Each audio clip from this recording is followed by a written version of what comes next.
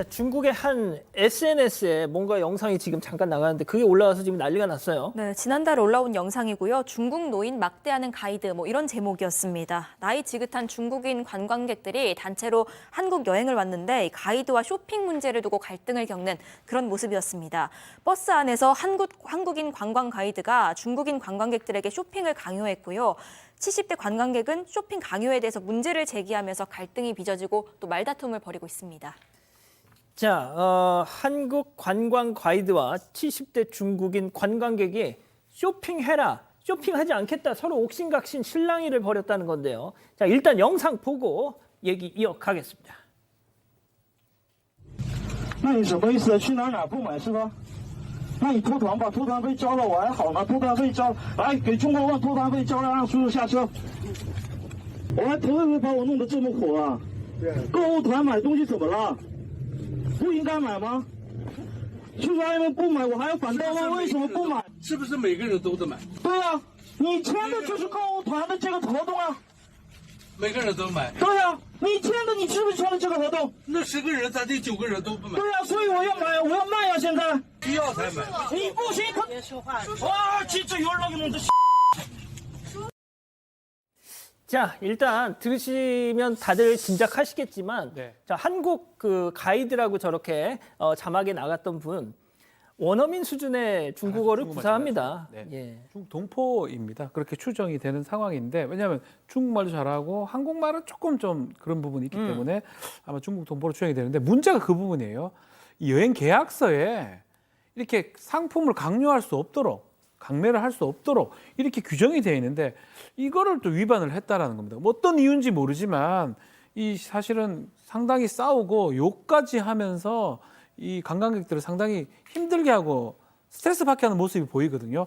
그러니까 심지어는 이렇게 다퉜던 70대 관광객 다시는 한국에 안 온다. 어허. 이렇게 가이드가 수준이 떨어지는지 몰랐다라고 하면서 영원히 안녕이다 한국라고 하면서 결국은 한국의 이미지를 떨어뜨린 게 아닌가 생각이 듭니다. 한국 가이드 수준이 이렇게 떨어지는 줄 몰랐어. 나 70살 노인한테 이런 험한 욕을 하더니 다시는 한국에 안 갈 거야. 영원히 안녕이다. 한국 가이드 수준, 글쎄요, 뭐 고용주는 한국인일 수 있을지 모르겠습니다만, 중국 교포, 조선족 가이드로 추정이 되고 있어요. 예. 자, 한국에 놀러 온 대만 여행 관광객의 사정도 좀 비슷했습니다. 이 다른 가이드에게 쇼핑 강매를 당한 적이 있다라고 했다는데 이런 일이 있었다는 겁니다. 체크포인트 짚어보죠. 여기선 아무도 나갈 수 없다.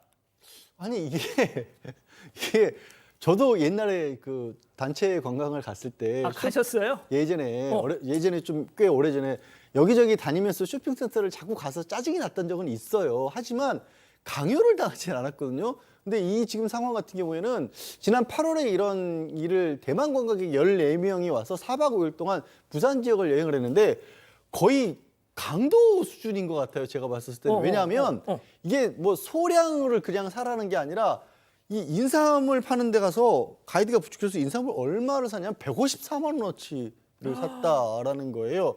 그리고 당신이 안 자면 이렇게 또 돌아가면서 분담해서라도 사라라는 식으로 얘기했다라는 거고 헛개나무 간장이 있는데 그것도 112만 원어치를 샀다라는 겁니다. 그러면서 안 사면 못 나갑니다.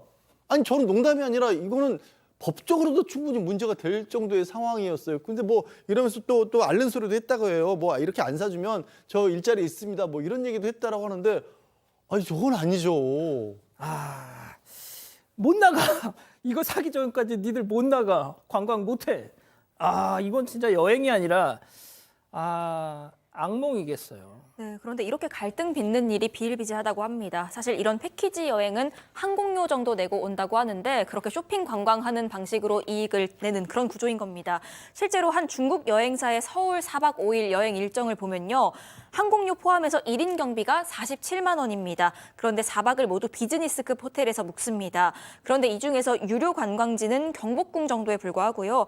나머지는 뭐 청계천이라든지 이런 무료 관광지만 방문을 합니다. 아이고야. 이 대신에 면세점이나 뭐 인삼 헛개나무 같은 쇼핑센터를 8번 이상 방문을 하는 일정입니다. 그러니까 여행사랑 가이드는요, 이 면세점이랑 쇼핑센터가 고객이 얼마 정도를 구매했는지 그 액수에 따라서 주는 수수료로 이 적자를 메우는 그런 구조로 운영이 되고 나타나고 있는 거고요. 여행 계약서에는 쇼핑 의무가 없다 이렇게 적혀 있긴 합니다만 가이드의 집요한 강요가 이어지는 게 이런 이유 때문입니다. 이런 강매하는 쇼핑몰 또 이 관광사 등은 대부분 중국 자본인 경우가 많다고 합니다. 아, 그렇군요. 뭐 역시 싼 게 비지떡이라는 말이 있잖아요. 싼 데는 다 이유가 있는 법입니다.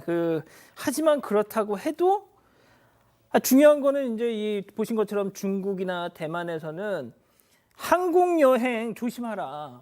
가면은 홀딱 베껴 먹는다. 약간 시쳇말로 막 그런 보도가 나가고 있대요. 이게 우리나라 국격과 관련된 일 아닙니까? 저는 이제 우선 일단 이 점을 따져봐야 될 것 같습니다. 아까 중국을 하는 걸 보니까 아마 국적이 한국 사람이 아닌 것 같아요. 예, 그러니까 중국 동포로 추정된다라는 것은 그것은 국적이 그 사람이 중국 사람일 가능성이 상당히 높다라고 예. 보고요.